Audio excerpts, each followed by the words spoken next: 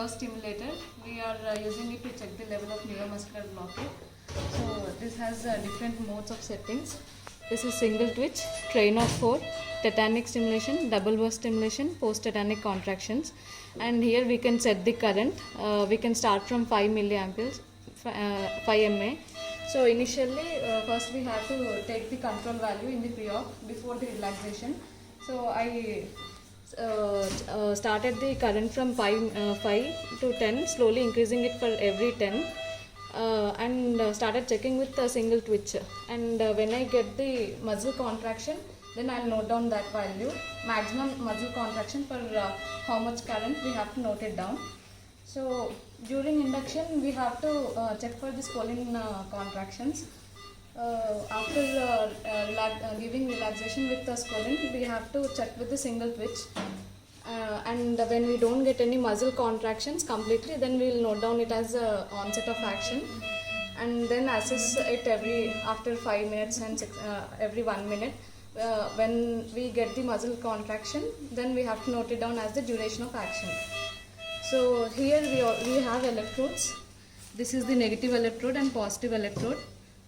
We are checking for ulnar nerve stimulation. For ulnar nerve, we have to place it at the wrist crease, negative, and positive should be around 2 to 2.5 centimeters proximally. And here we have to check for the adductor pulses contractions. Normally for this patient, we got around 40 voltage current. So single twitch is like I pressed the value was 40. In last week dose was given at 11:40 a.m. So now it's 12:11, and we are checking for the top stimulation.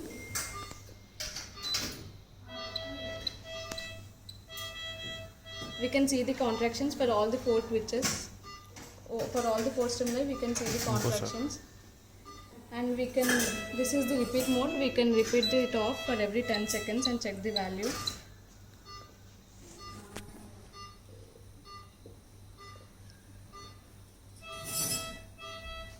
For every 10 seconds it will automatically, so since we had got top all 4 twitches, one ratio, so we are starting reversal.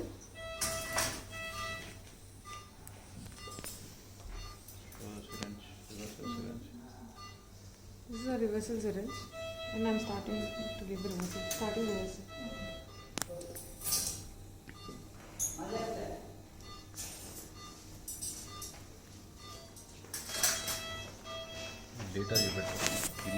So this is the data we have got. For scoline, onset of action was, we had given it 9:34.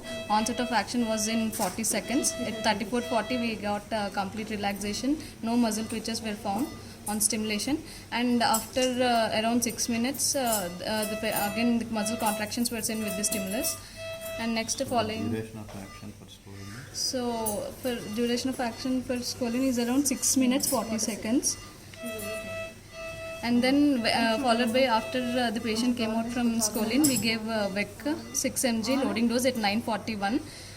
And again we checked for the contractions. In around 3 minutes 10 seconds, there was complete, no twitches were found on stimulation. So onset of action was in 3 minutes 10 seconds. And from loading, after giving loading dose, we had monitored for the twitches. After 30 minutes, every 5 minutes I had checked it. And around 50 minutes, the patient showed contractions with stimulation. So loading dose, the duration of action was 50 minutes. And after that, for maintenance, she took around 21 minutes to come out from the relaxation. So we had given the reversal. We can see there is a complete top ratio, or 4 muscle contraction strengths are similar. So it is almost T4 to T1 ratio is 1. This is the time we can. So this is the time we can extubate the patient. She had met all extubation criteria. So overall, in 2 hours we had given 9 mg of VEC.